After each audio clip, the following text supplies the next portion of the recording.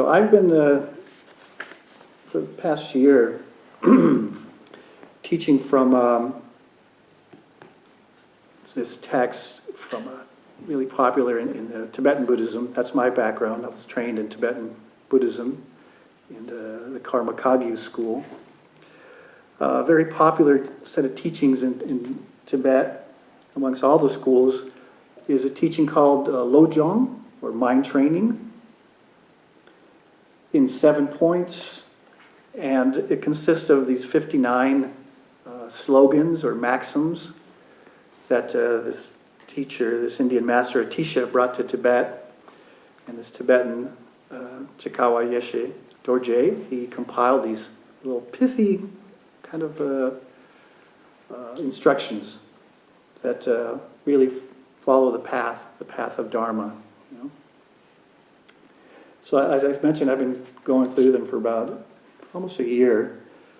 So I'm on the 6th point, almost coming to the conclusion. And the 6th point of the mind training teachings focus on our commitments. Because by the 6th point, we've been studying 5 points already 35 slogans, or these maxims, to remind us of how to cultivate our practice, how to practice the Dharma. But really, it's about, if I'll read them if you're not familiar with them, it's about changing our habit of self-cherishing and what about me? You know, it's like the title of this talk, when I think they posted on the website, was "What's in it for me?" Because that's these 3 maxims, these slogans, kind of are about that. Because that's our habit. That's our normal habit, is ego clinging. You know, the first noble truth was there is suffering. The second noble truth, there is the cause, and the cause was ignorance or a mistaken view, clinging, self-clinging, self-cherishing. What about me? What's in it for me?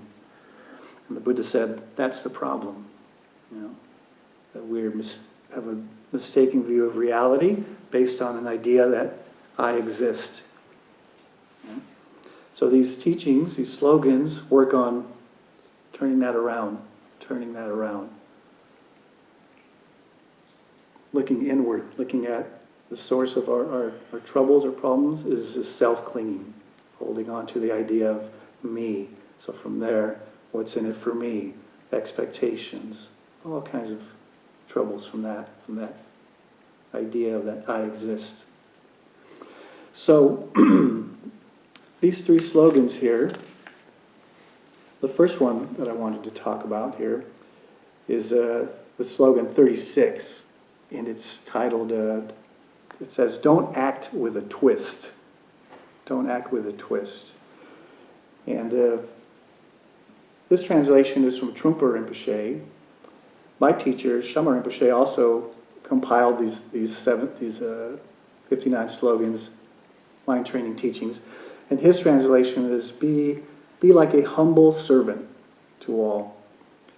And then another Rinpoche, Trali Rinpoche, he translated as, don't put exchange value on things. And another Rinpoche, Segar Control, translated as, do not twist the practice. So don't act with a twist. What does that mean?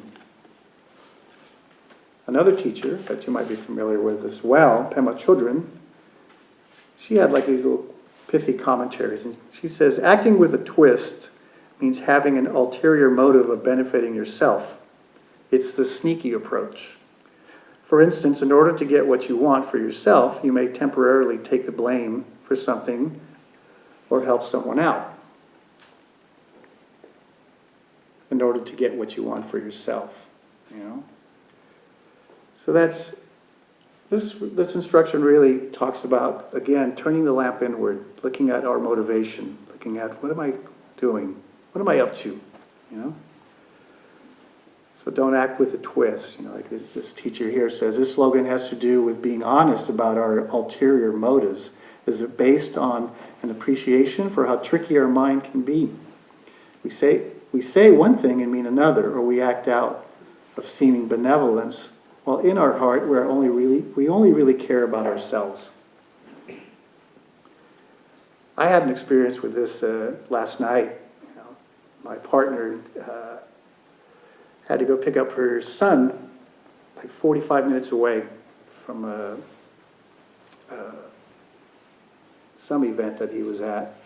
He's a 15-year-old teenager. And it was late, you know, and she thought that her ex-husband, his dad, was going to pick him up. But that fell through, so she was going to pick him up, and it was about 10:30, after 10:30 at night. And we were both just kind of cozy on the couch watching TV, and she was, I got to go pick up Vincent, you know. And I was, in my mind, I was like, do I want to go? Because I was kind of like falling asleep, you know, just. And I didn't say anything. I just kind of observed, watched her. She just kind of got ready. I said, okay, I'll be back in a little bit. And I said, okay. And then she ended up actually coming back 10 minutes later. The dad called her up, said, I'll pick him up. So she came back. So I was like, oh, that worked out nice for her, you know. But I was thinking to myself, I could have acted with a twist and said, because it was in my mind, should I ask her if I want to go if she wants me to go with her? But I didn't want to go, you know. So I didn't say anything. I just kind of let it play out, you know. Looked at her lovingly. That's what I could offer. and she left, you know. And she ended up coming back. So it didn't work out that she had to go. So that was interesting. Maybe that was just in my loving gaze, the wish that may you be happy. And the happiness occurred, and she didn't have to go, you know. So I was thinking about that, you know, last night. I go, that was an opportunity for me to act with a twist. To say, do you want me to go with you? But I really don't want to go, you know. And if she would have said, yeah, then I would have gone. I would have been like, I really didn't want to go. So that's kind of like acting with a twist. Not being sincere, you know, not being humble, as my teacher said, you know, and genuine.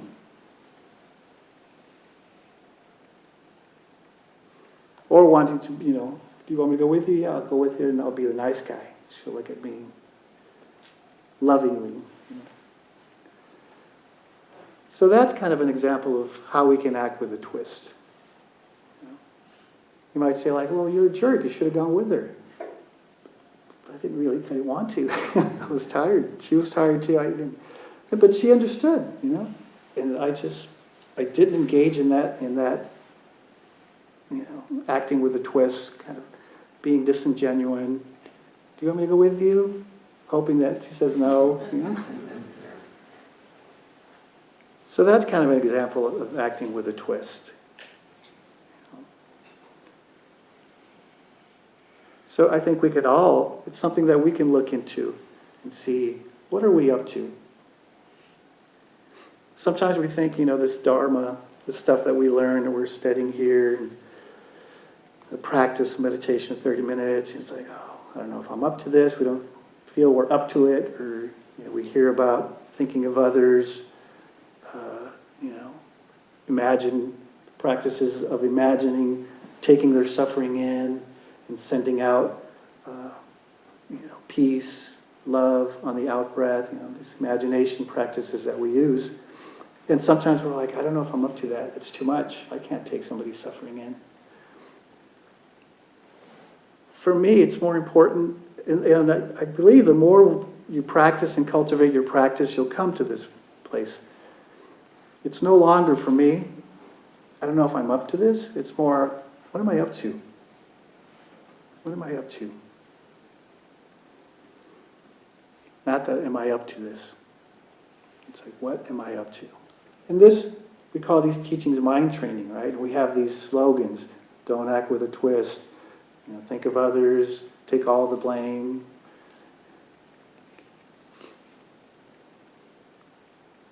These slogans, these practices, the more we do them, the mind training is that now we are not so concerned with the external. Now the habit, it's this new habit that's developed. The new habit is, what am I up to? And anything that we do, am I acting with a twist? Am I being disingenuous?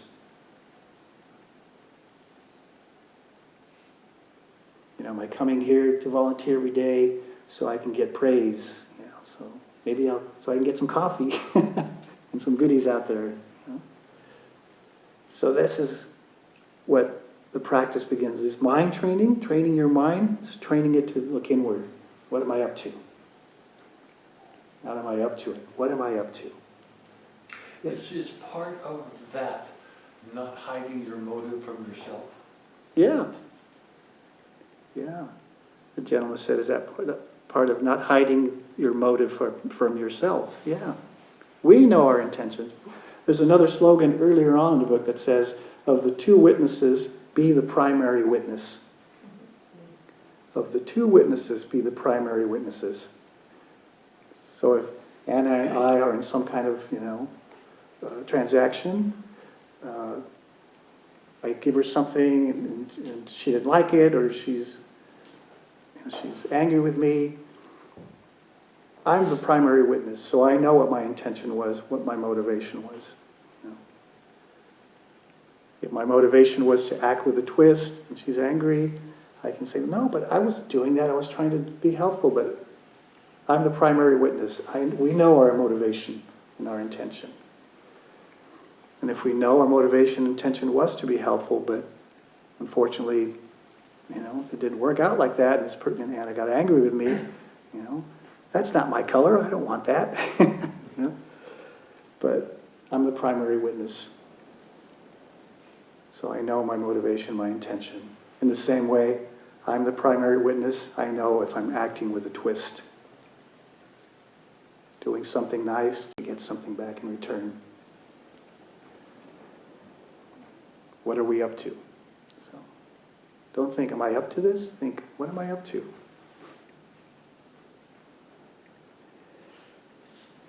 So in this little text I have here, this teacher, Judith Life, she has a practice that we can do at the end of each slogan. She says, the good practice today and any other day is to notice how often what you do is based on what's in it for me. Rather than try to hide that, you can bring it into the open. Ironically, to move from selfishness to concern for others, you could start by being honestly selfish. When such selfishness is hidden, that underground force colors everything you do, and you can't help but act with a twist. But each time you expose it, you are diminishing its power. How do we expose it? What are you up to? What am I up to? So that's up to us. That's really wonderful about the Dharma. This really puts it on us, our responsibility, to look at our motivation, our intention. Is it based on self? The habit is really strong to self.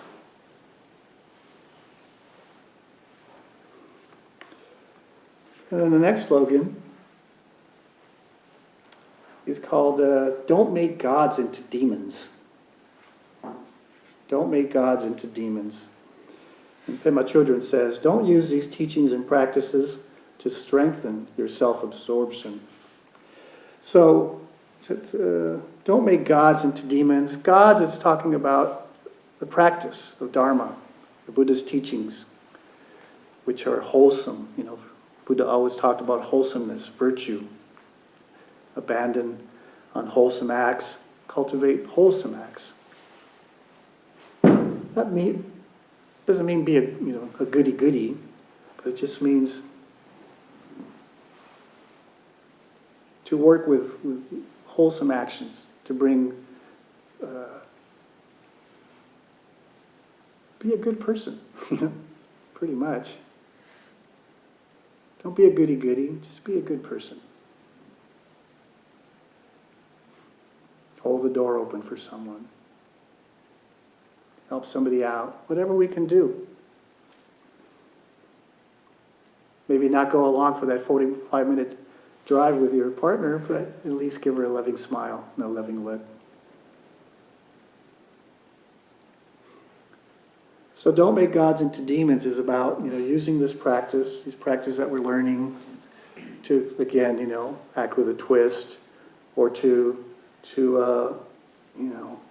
to pollute it. Making it into a demon is now you transform something wholesome into something unwholesome. And specifically talking about the Dharma. You know, this teacher here says, it is possible to take the very best and turn it into the very worst. When we first encounter the Dharma and the mind training teachings, we are so open and excited. It is so refreshing to encounter practical guidelines for developing wisdom and compassion, and to find teachings we can actually apply to our everyday activities. But the more we practice and the more we become familiar with the teachings, the more tempted we are to close down and check out. Instead of appreciating the power of the practice, we begin to insert the heavy hand of ego.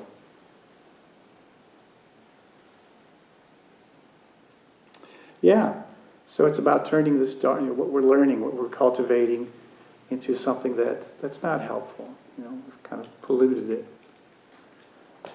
Perhaps to, in the position of someone like here on the cushion and sharing this with you, you know, I'm doing it in order to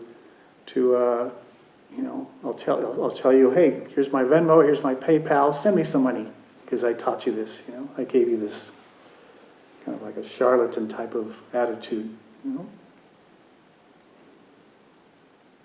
or using it to as it says, to raise my ego, my status, to make me feel good. I've turned now, I've made a god into a demon. I'm using, the Dharma to get something for me, get something materially for me, or to blow up my ego. Look at me. And Judas says, for a practice, he says, in your encounter with the teachings, how have you changed? In what ways have you become more appreciative and open? And in what ways have you become more opinionated and closed? How can you identify with the Dharma without making them into just another credential? Yeah. That's something that we should look at as practitioners. Are we more open or appreciative? Or are we,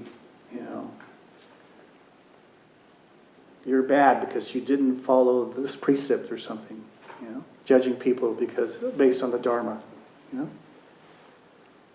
Oh, that's not the Dharma, that's something else. This is the way, this is the right way, not that way. Now we've turned it into a demon. So that our practice, what we learn, should begin to help us open more. Bodhicitta, another very important part of the mind training teachings, is to cultivate bodhicitta. Bodhicitta is this open heart, open mind. Bodhi is awake. Citta is heart, mind, heart, mind. So this is what Dharma practice should do for us. Just open us more and appreciative too. Appreciate, even more important, to appreciate when things are chaotic. To appreciate, now I can see what I'm up to.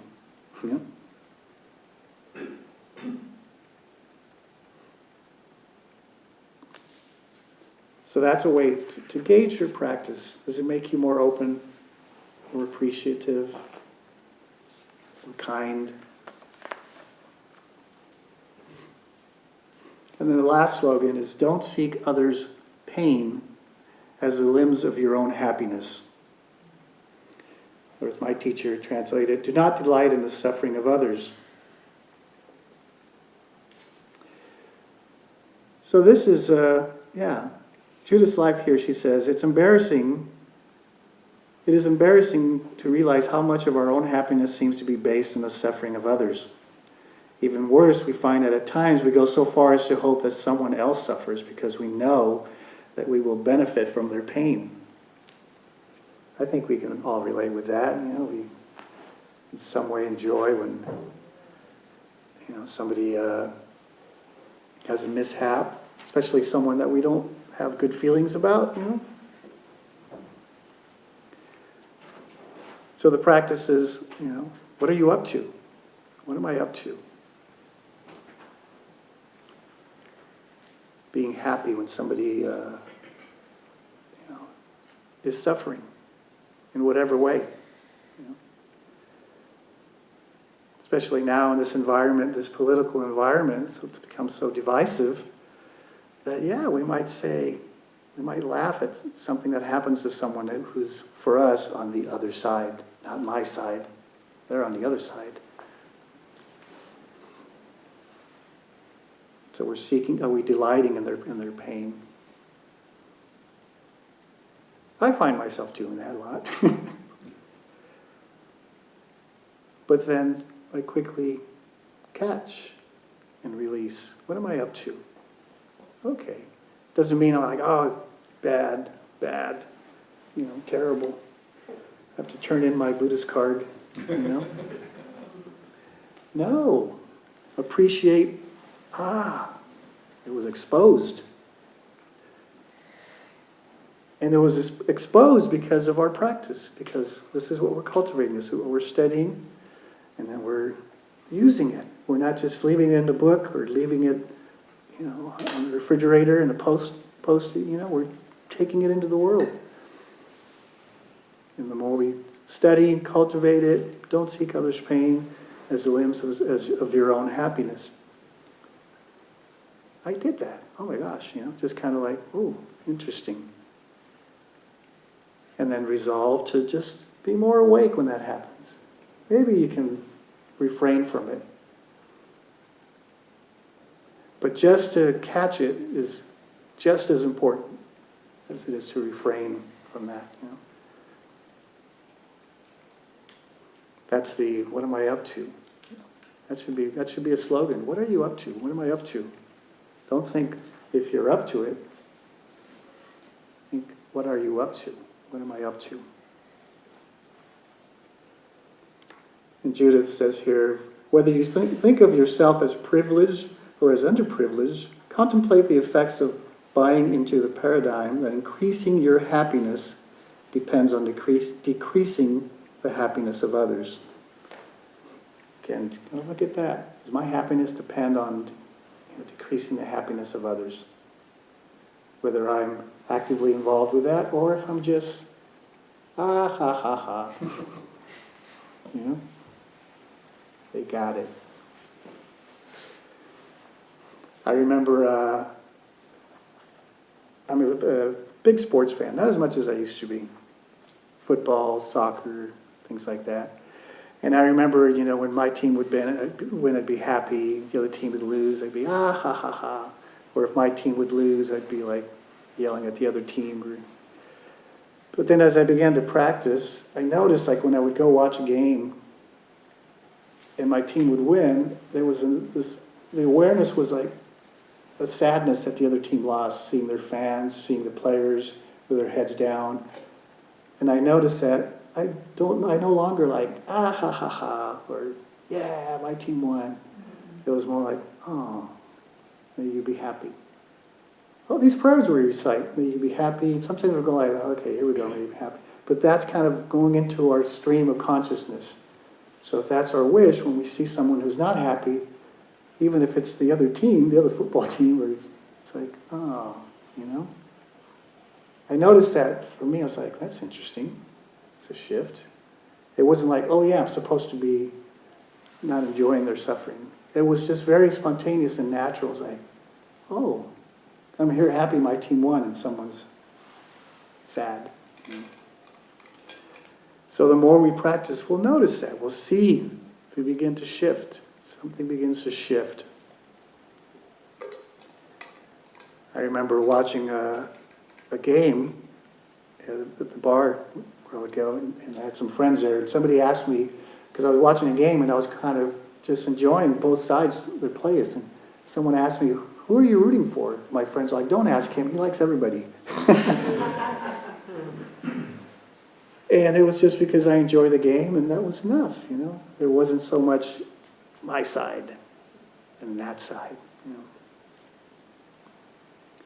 But as I said earlier, I find myself sometimes just enjoying, they had it coming to them. That's our, what we think sometimes, But then, we can, as practitioners, we can say, oh, that's interesting, look at that. And let go. May they be happy. May they be happy and safe from harm. So that's the beginning of turning the light inward. Not so strong, a strong hold on me. What about me? What's in it for me? Compassion, right? We call that compassion, empathy.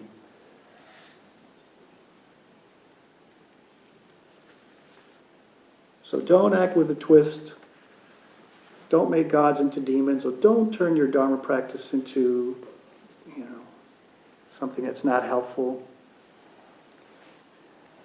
And don't celebrate, don't enjoy where the other team loses.